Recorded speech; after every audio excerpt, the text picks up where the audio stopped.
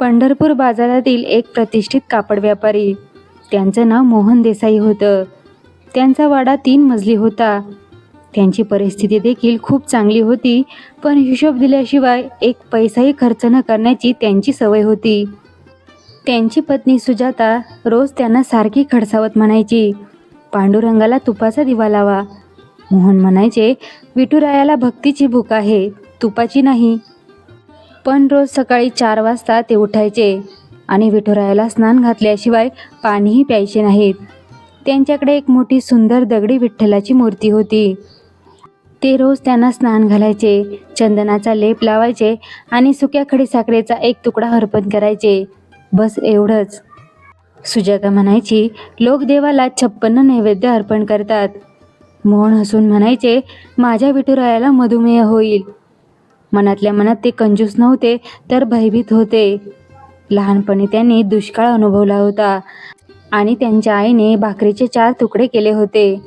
तेव्हापासून त्यांनी निश्चय केला होता, पैसा गेला तर देवही जाईल. एके दिवशी मंदिरात पुजाऱ्याने एक गोष्ट सांगितली. देव मनातील भावना पाहतो, पण साधन सामग्री असूनही कंजूस असणारा भक्त ते प्रेम नाही तर तो कंजूसपणा आहे. मोहनरावांना वाईट वाटले. ते घरी आले आणि देवाला म्हणाले, मी कंजूस आहे. विठ्ठलाला सुकी खडीसाखर कोण देतो? आजपासून दिव्यामध्ये तेलाऐवजी तूप वापरले जाईल. त्यांनी मोजून दिव्यामध्ये तूप ओतले, ते पण फक्त 5च थेंब. पांडुरंगाला हसू आले. त्याच रात्री विठुरायाने एक योजना आखली. ते रुक्मिणीला म्हणाले, आपण या कंजूशाला शिकवूया की दान केल्याने ते कमी होत नाही, उलट वाढते. दुसऱ्या दिवशी दुपारी एक 12 वर्षाचा ब्राह्मण मुलगा वाड्यात आला. त्याने मळकट कुर्ता आणि फाटलेला पायजामा घातला होता. तो म्हणाला, शेठजी मला भूक लागली आहे. मोहनने हिशोब केला, 1 पोळी म्हणजे 2 पैसे. ते म्हणाले, बस. सुजाताने 2 पोळ्या आणि डाळ ठेवली. मुलाने खाल्ले आणि मग म्हणाला, शेठजी तुमचे विठुराया खूप सुंदर आहेत, कृपया मलाही त्यांना पाहू द्या. मोहन त्याला देवघरामध्ये घेऊन गेले. मुलाने देवाला पाहिले आणि त्याचे डोळे पाण्याने भरले. तो म्हणाला, देवाला लोणी हवे आहे. मोहन म्हणाला, लोणी खूप महाग आहे. मुलगा हसला आणि म्हणाला, मी उद्या पुन्हा येईल. तो दुसऱ्या दिवशी पुन्हा आला. मग तिसऱ्या दिवशी पुन्हा आला. तो रोज जेवण जेवत होता आणि रोज विठुरायाला पाहत होता. मोहनरावांचा खर्च वाढत गेला. त्यांनी हिशोब केला, एका आठवड्यात 14 पोळ्या 28 पैसे. 8व्या दिवशी मोहनरावांनी दार बंद केले आणि नोकराला बोलवून सांगितले, त्याला सांग की शेठ बाहेर गेले आहेत. तो मुलगा घराच्या बाहेरच बसून राहिला. संध्याकाळी सुजाताने खिडकीतून बाहेर पाहिले, तेव्हा तिला तो मुलगा रडताना दिसला. ती म्हणाली, ऐका ना, तो मुलगा भुकेलेला आहे. मोहन म्हणाला, तो रोज फुकट खातो. रात्री झोपताना मोहनराव देवाजवळ आले. तेव्हा त्यांना देवाच्या डोळ्यात अश्रू दिसले. मोहन घाबरला आणि म्हणाला, देवा काय झाले? आतल्या बाजूने एक आवाज आला, मोहन तुम्ही मला खडीसाखर दिली, ती मी खाल्ली. आज माझा मित्र उपाशी झोपला आहे आणि तुम्ही दार बंद केले.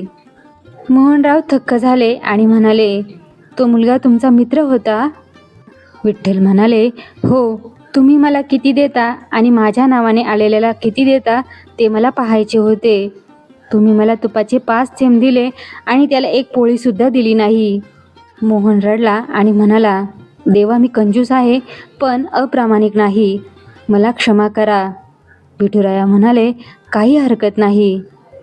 दुसऱ्या दिवशी रात्री चोर आले. 2 चोरांनी घरात प्रवेश केला. मोहन जागा झाला. तो किंचाळणारच होता. तेवढ्यात त्याने पाहिले की तोच मुलगा हातात काठी घेऊन उभा आहे. त्या मुलाने चोरांना मारले आणि त्यांना पळवून लावले. सकाळी मोहनने पाहिले की तिजोरी उघडी होती, पण काहीही चोरीला गेले नव्हते. तो मुलगा एका कोपऱ्यात झोपला होता. मोहनने त्याला उठवले आणि म्हणाला, तू माझे रक्षण केलेस, सांग तुला काय हवे आहे? तो मुलगा म्हणाला, मला तुमचा कंजूसपणा हवा आहे. मोहनला धक्का बसला.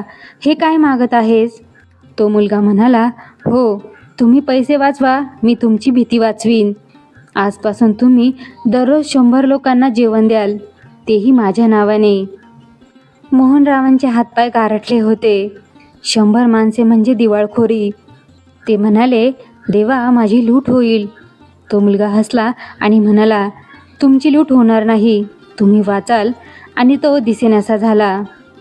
मोहनने घाबरून दुसऱ्या दिवशी मेजवानी आयोजित केली. 10 लोक आले.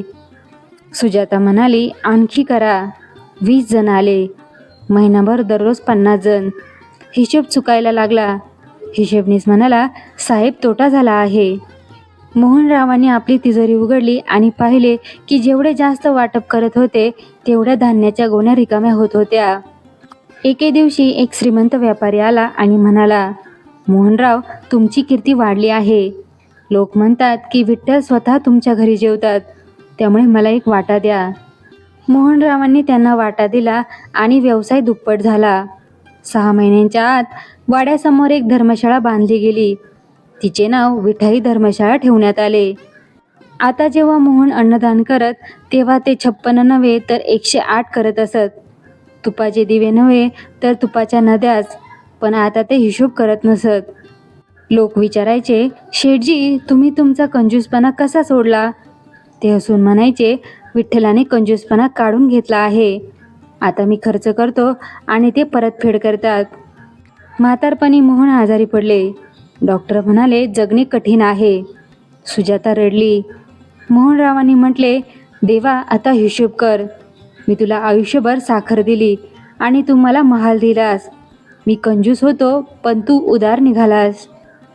तेवढ्यात तोच मुलगा आता थोडा मोठा होऊन दाराशी आला. तो म्हणाला, मोहन चल. मोहनरावाने विचारले, कुठे? तो मुलगा म्हणाला, जिथे हिशोब नसतो. मोहनने डोळे मिटले, स्मितहास्य केले आणि अखेरचा श्वास घेतला. लोकांनी पाहिले की त्यांच्या हातात तोच खडीसाखरेचा तुकडा होता जो रोज ते विठ्ठलाला अर्पण करत असत. सुजाताने ती खडीसाखर विठुरायाच्या मूर्तीच्या तोंडात ठेवली. विठुरायाने ती खाल्ली. मोहन कंजूस होते पण अप्रामाणिक नव्हते. त्यांचे देवावर प्रेम होते पण भीतीमुळे ते कमी देत असत. विठुरायाने त्यांची भीती दूर केली. म्हणूनच पंढरपूरमध्ये म्हटले जाते की जर कंजूस मनाने प्रामाणिक असेल तर विठुराया त्यांच्यावरही प्रेम करतात, कारण ते पैशाकडे नव्हे तर हेतूकडे पाहतात. मोहनने तुपाचे 5 थेंब दिले पण ते रोज देत असत.